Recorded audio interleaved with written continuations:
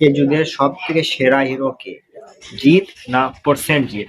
এই দুজনের মধ্যে সব থেকে সেরা হিরোটা কে, এটাই নিয়ে আগে কথা বলতে।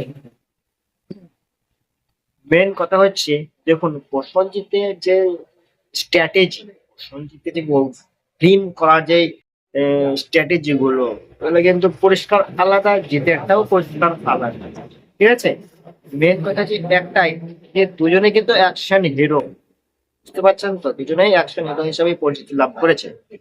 এবারে দুজনের মধ্যে সব থেকে বেস্ট অ্যাকশনটা কার বা বেস্ট হিরোটা কি? হ্যাঁ, আপনারা বলতে পারেন প্রসেনজিৎ, অবশ্যই প্রসেনজিৎ বটে।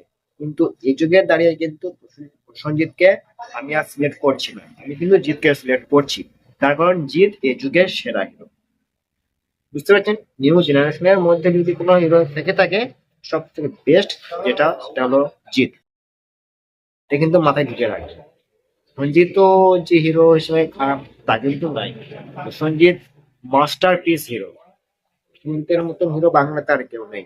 কিন্তু এই যুগে দাঁড়িয়ে কিন্তু আমার একটাই কথা হবে, যে জিৎ কোথাও না কোথাও, জিৎ কিন্তু প্রসেনজিতের থেকে এগিয়ে আছে এই যুগের।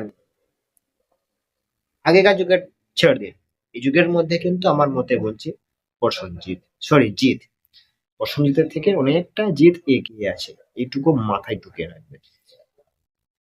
দেখুন, প্রসেনজিৎ যে ধরনের মুভি করে, জিৎও কিন্তু ওই সেম ক্যাটাগরিরই মুভি করে, অ্যাকশন হিরো, দুজনেই অ্যাকশন হিরো।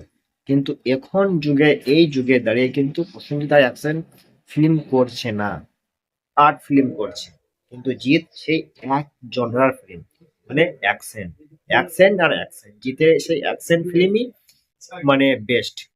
বুঝতে পারছেন, জিৎ অ্যাকশন ছাড়া আর কোনো ফিল্ম করবে না, এটা কিন্তু মাথায় ঢুকে রাখবে। বুঝতে পারছেন, তো জিৎ এই যুগে দাঁড়িয়ে সেরা হিরো, সঞ্জিত নয়। বুঝতে পারছেন তো? তো যাই হোক, আজকের মতো ভিডিও এখানে শেষ করছি। তো বাই।